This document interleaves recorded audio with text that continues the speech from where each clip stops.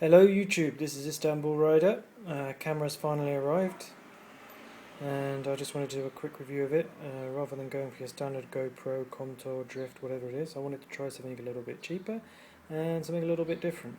And I was looking at a number of different companies, and one of the interesting ones to me was this Taiwanese company that makes this camera here, the HD-96.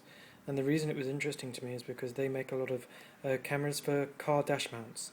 And they do actually really well in that market, and this is their first little foray into the action market camera section. So it's got a couple of interesting features. It's frame per second are lower than a GoPro, top of the range, well, GoPros, but then that's fine.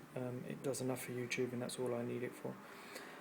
It's HD, 1080p, and 35 frames a second or something like that. Anyway, it's not great, but it's enough. And yeah, let's have a quick look. So here's the box. As it stands, I've already opened it and had a little play and a check. So a couple of interesting things to note is here there's a laser, I'll explain in a minute, and here is a rotatable lens. The rotatable lens is useful because of the positioning, as you position it on the helmet. If you position it here, here or here, you can rotate the lens, and so it still films in the correct aspect. You could also have a software option to invert it anyway as well on top of that. And the laser is there to help you level your angle. So it projects a horizontal line across across whatever surface it's pointed at, and shows you what angle it would actually be recording at. I actually tested it on my helmet and found it very useful. It's a gimmick, I completely admit it in some respects. I mean, is the GoPro any less of a camera for not having this? No. Can you do without it? Yes. But do I like having it? Yes. Especially because I haven't paid anything extra for it. This is a really cheap camera, so I'm quite happy to have that. So there's a box, there's different ways to mount it, and here is the things that it comes with and some of its specifications. If you want to have a read of that, you can pause it and do so, but you can see there's quite a lot of stuff that comes with it. So the accessories, this is a general accessory that clicks onto the device, it screws in and then allows you to slide in lots of different mounts. I've tested that, it's a really solid system, I like it, I don't see there being any problems with these things and that, so that's really good. What have we got here? Here we've got the record button that it comes with. This actually lights up. It's USB, it's a long cable, it connects to the device. There are sticky pads for that there, 2 of those. That's really cool, I like that. Whether I use it or not, I don't know, because the device actually has a really nice big record button. But anyway, it's nice to have. Audio out. These are the rubber adapters for the handlebar mount. I won't be using this because I ride a Kawasaki W800 and it would be like putting it on a pneumatic drill, so I will not be using that. But having said that, it could be useful if I take it on my bicycle. One of the mounts, flat surface mounts, sticky pads, 3 of those, safety thread, so you can loop it through the device, and if it falls off or anything, you attach it to this. 3 more mounts, another mount, and the vented strap, so that's for like cycling helmets, it just goes through the vents and straps it on that way. And external mic, which it comes with. The external mic, I've tested this, it's actually really nice. You don't need to put wind protection on it, but I'm going to anyway to add a bit more, because actually this is pretty good, but I'm going to do it anyway.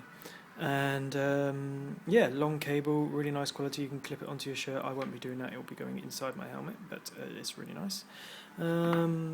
What else? There are much better microphones out there. Obviously, it's not going to. It's a cheap camera, but actually, I'm really impressed with the quality. It's more than enough for what I do.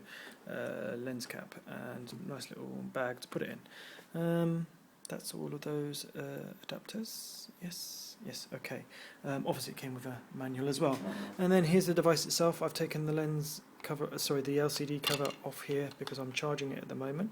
But let's have a look here. Might as well start there. You've got the LCD screen that allows you to preview your videos, preview your photos, and go into the menu system and change all the settings, as well as your function buttons to do that. At the top of the device, you have a button to turn on the laser and turn off the laser manually.